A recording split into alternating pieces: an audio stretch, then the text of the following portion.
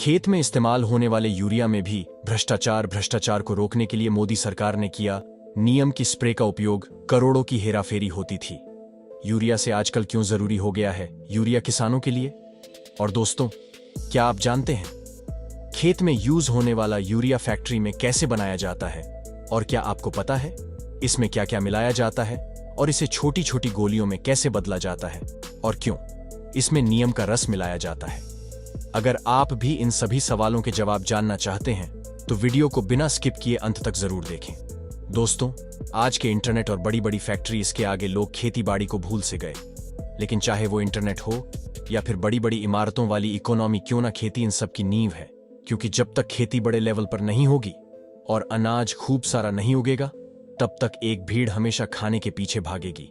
और आज के जमाने में बम्पर खेती करने का सबसे बड़ा जरिया है अच्छी क्वालिटी वाले बीज और यूरिया।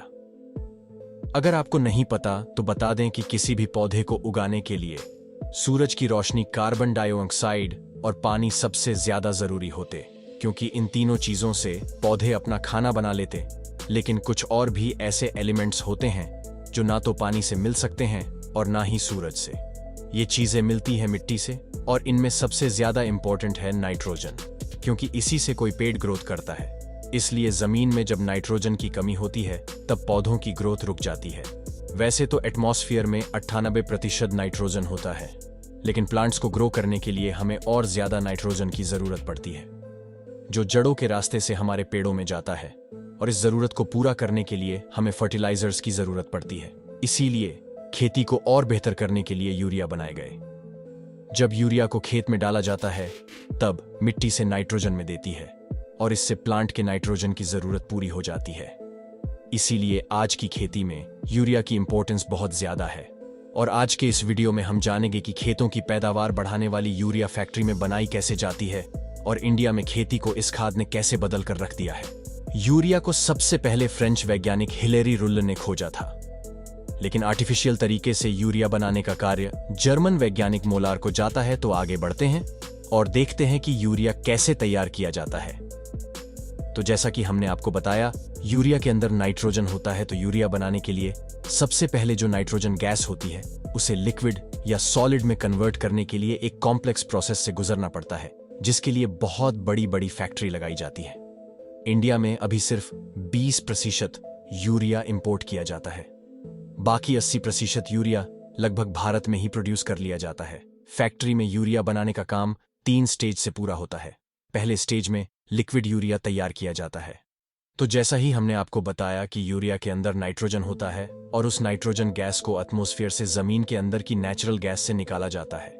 इसके बाद इस नाइट्रोजन गैस को हाइड्रोजन के साथ बड़े से सिंथेसाइजर में प्रोसेस्ड कराकर अमोनिया बनाया जाता है। ये जो अमोनिया गैस हमें मिलती है उसे कार्बन डाइऑक्साइड गैस के साथ रिएक्ट कराया जाता है। इन कार्बन डाइऑक्साइड गैस को भी नेचुरल गैस से लिया जा सकता है। अमोनिया को कार्बन डाइऑक्साइड के रिएक्शन से लिक्विड अमोनियम कार्बोमाइड बहुत ज्यादा हिट जनरेट होती है। इस हिट को भी आगे की प्रोसेस के लिए यूज कर लिया जाता है यहाँ, और यूरिया बनाने की पहली स्टेज खत्म होती है। सेकेंड स्टेज में लिक्विड अमोनियम माइट में और ज्यादा टेम्परेचर ऐड करते हैं ताकि उससे पानी को अलग कर लिया जाए और जितना हो सके सॉलिड अमोनियम कार्बोनेट हमें मिल पाए। आपने कभी देखा होगा कि यूरिया बहुत ही बारीक दाने जैसे होते। आप सोच रहे होंगे कि इतने बड़े अमाउंट में इतने छोटे दाने कैसे बनाए जाते होंगे। दरअसल इन्हें एक बड़े कूलिंग टावर के अंदर बनाया जाता है। तो ज्यादातर टाइम ऐसा होता है। ये बड़े बड़े टावर असल में चिमनी होते, जिसकी मदद से गर्म गैस ठंडी होकर एटमॉस्फेयर में छोड़ी जाती। क्योंकि गर्म गैस को गवर्नमेंट के रूल के हिसाब से नॉर्मल एनवायरनमेंट में सीधे नहीं छोड़ा जा सकता है, उसको ठंडा करके एनवायरनमेंट में छोड़ना होता है।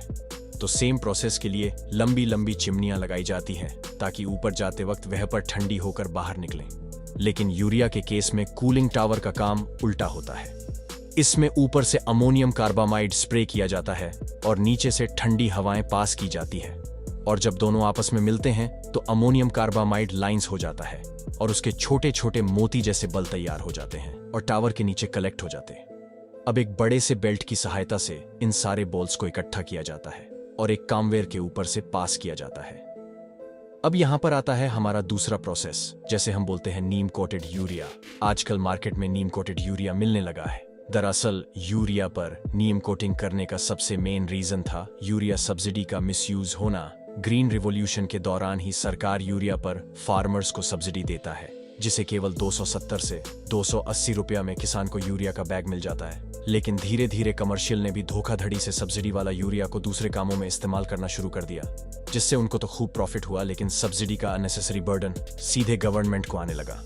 यूरिया का कमर्शियल यूज ना हो पाए, इसी वजह से उसके ऊपर नीम का स्प्रे किया जाता है, जिससे दो फायदे होते। एक तो नीम स्प्रे के बाद यूरिया दूसरे किसी प्रोसेस में यूज नहीं कर सकते, और दूसरा नीम अगर जमीन के अंदर जाता है तो जो भी खतरनाक कीट होते जो प्लांट को खराब कर सकते हैं वो प्लांट के पास नहीं आते। इस वजह से यूरिया के दाने पर नीम का स्प्रे कर दिया जाता है और फिर 5 केजी का वजन करके यूरिया को पैक करके मार्केट में पहुंचा दिया जाता है। केमिकल एंड फर्टिलाइजर मिनिस्ट्री के अनुसार देश में यूरिया कंसेप्शन 2015 से 2016 में 30 मिलियन टन था, जो 2018 में बढ़कर 32 मिलियन टन पहुंच गया है। जाते जाते आइए जान लीजिए कि यूरिया के खेतों में अप्लाई कैसे किया जाता है।